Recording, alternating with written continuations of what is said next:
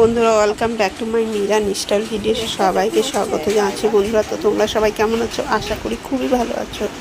তো দেখো, আজকে কিন্তু বড় বড় বাটা মাছ দেখতে পাচ্ছ, একদম জ্যান্ত নড়ছিল। টাটকা বাটা মাছের সর্ষে বাটা দিয়ে ঝোল হবে। তো শাশুড়ি মা মাছগুলোকে ভালো করে ধুয়ে নিচ্ছে, আঁশগুলোকে ছাড়াচ্ছে।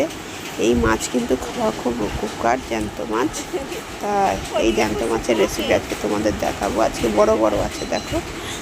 আর এর আগেও আমি তোমাদের বাটা মাছের রেসিপি শেয়ার করেছি, কিন্তু আজকে মাছগুলো খুব বড় বড় আর সর্ষে বাটা দিয়ে করা হবে, তার জন্য আর কি শেয়ার করছি। তা তোমরা ভিডিওতে থাকো, স্কিপ করে যেও না, পুরো ভিডিওটা দেখতে থাকো, খুব ভালো লাগবে। এই রেসিপিটা খেতে কিন্তু দারুণ। তা যেইভাবে করে করছে সেইভাবে করে কিন্তু তোমাদের এই রেসিপিটা একবার বানিয়ে খেতে হবে, তাহলে তোমরা বলবে সত্যি খুব ভালো। আর জ্যান্ত মাছ খুব খাওয়া উপকার। যারা অনেক বাড়িতে রুগী থাকে তাদের জ্যান্ত মাছ খাওয়ানো কিন্তু খুব উপকার। জ্যান্ত মাছে ভিটামিন বেশি, গায়ে রক্ত হয় জ্যান্ত মাছ খেলে। জ্যান্ত মাছে অনেক উপকার আছে। তো মাছগুলোকে ভালো করে ধুয়ে নেবে। তো মাছগুলোকে ভালো করে ধোয়াটা হয়ে গেছে, এবার নুন হলুদ মাখিয়ে নিচ্ছে মাছগুলোতে। এই যে দেখো, এখানে 6 পিস মাছ আছে, 6টা মাছ আছে। 3জন মানুষ 6টা মাছ এনেছে। এই মাছগুলো খুব বড় বড় মাছ, তাই সর্ষে বাটা দিয়ে করবে যেহেতু, এই জন্য কোনোদিন কিন্তু সর্ষে বাটা দিয়ে আমার শাশুড়ি মা বাটা মাছের ঝোল করেনি, আজকে করবে, সেই জন্য আর কি রেসিপিটা তোমাদের সামনে শেয়ার করতে চলে এলাম। দেখো, নুন হলুদ মাখিয়ে রেখে দিল। এবার কিন্তু মাছগুলোকে একদম ভেজে নিতে হবে। কড়ায় তেল দিয়ে দিয়েছে, অনেক করে তেল দিয়েছে, ছাঁকা তেলে মাছগুলোকে ভাজতে হবে। ওই তেলেই কিন্তু তরকারি হয়ে যাবে, আর এক্সট্রা কোনো তেল লাগবে না বন্ধুরা। তো দেখো, মাছগুলোকে ভেজে নিচ্ছে। দেখো, মাছগুলোকে কীভাবে ভাজবে সেটাও তোমাদের দেখিয়ে দিচ্ছি। একটু কড়া করে মাছগুলোকে ভেজে নেবে, যেহেতু জ্যান্ত মাছ। দেখো, একটু কিন্তু ভাঙাচোরা হয়নি, মাছগুলো খেতে কিন্তু দারুণ স্বাদ ছিল। এই জন্য ভিডিওটা তোমাদের সঙ্গে শেয়ার করছি। এই মাছের ঝোল দিয়েই কিন্তু এক থালা ভাত মিনিশেই শেষ করে ফেলবে, এত ভালো খেতে হয়েছিল। এই জন্য আর কি তোমাদের সঙ্গে ভিডিওটা শেয়ার করে ফেললাম বন্ধুরা।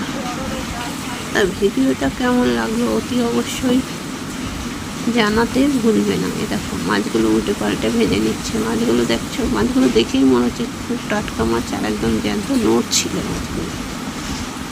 তো এই যে মাছগুলোকে ভেজে নেবে।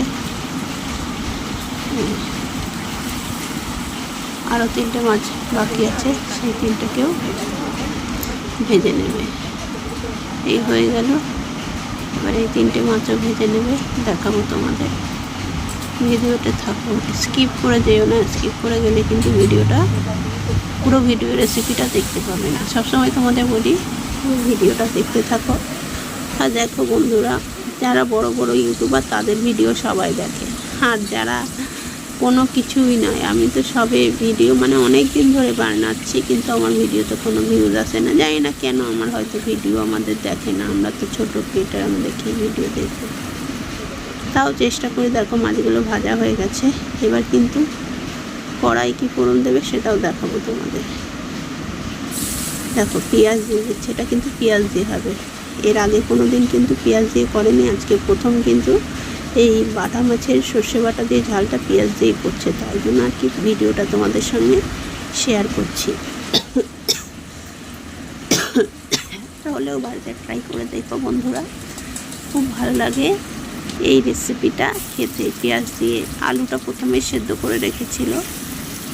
আলু আমাদের বাড়িতে আলু আমার হাজব্যান্ডও খুব ভালোবাসে, আমার বর খুব ভালোবাসে, আর আমার শাশুড়ি মাও আলু খেতে খুব ভালোবাসে।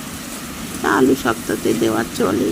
একটু আলুটা তোমরা যে আলু ছাড়াও করতে পারো সর্ষে বাটা দিয়ে, তাহলে কিন্তু আরও ভালো লাগবে। আলু দিয়েও খুব ভালো লেগেছে খেতে, খারাপ লাগেনি। এর মধ্যে একটুখানি মশলা দেবে।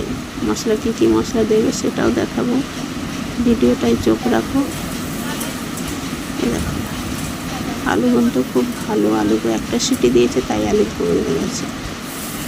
এই যে জিরের গুঁড়ো দিয়ে দিল, জিরের গুঁড়ো দিয়ে একটু নাড়াচাড়া করে তারপরে আবার দিচ্ছে।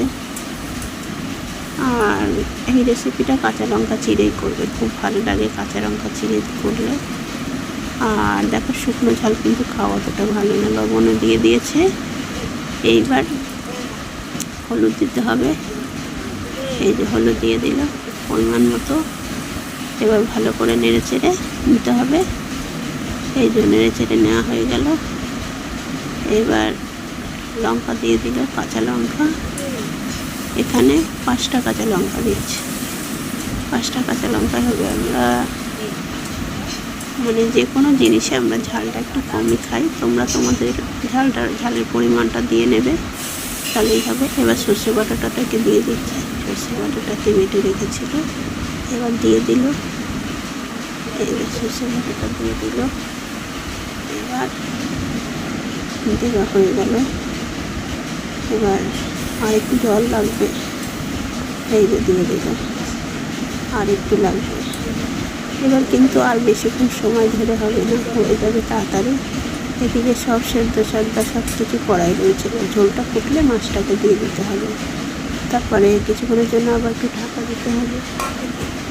এই ঢেকে দিলাম। 2 মিনিট পরে ফিরেছি, ঝোলটা ফুটে গেছে। এই যে ঝোলটা ফুটে গেছে। এবার মাছগুলোকে দিয়ে দিচ্ছি। মাছগুলোকে দিয়ে জাস্ট আর বেশিক্ষণ না, 5 মিনিটের জন্য ঢেকে দিলেই হয়ে যাবে। তা ভিডিওটা তোমাদের যদি ভালো লাগে তাহলে লাইক কমেন্ট শেয়ার করবে। আর চ্যানেলে যদি নতুন কেউ এসে থাকো চ্যানেলটিকে সাবস্ক্রাইব করে পাশে থাকার জন্য আমি তোমাদের অনুরোধ করলাম। বন্ধুরা, সাবস্ক্রাইব করতে কিন্তু টাকাও লাগে না, পয়সাও লাগে না, কিছুই লাগে না।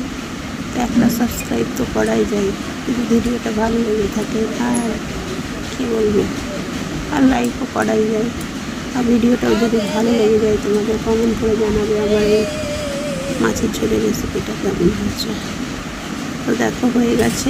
এবার কিন্তু নামিয়ে নেওয়ার পালা। অতি অবশ্যই জানিও। আমি এখানে রেসিপিটা শেষ করছি।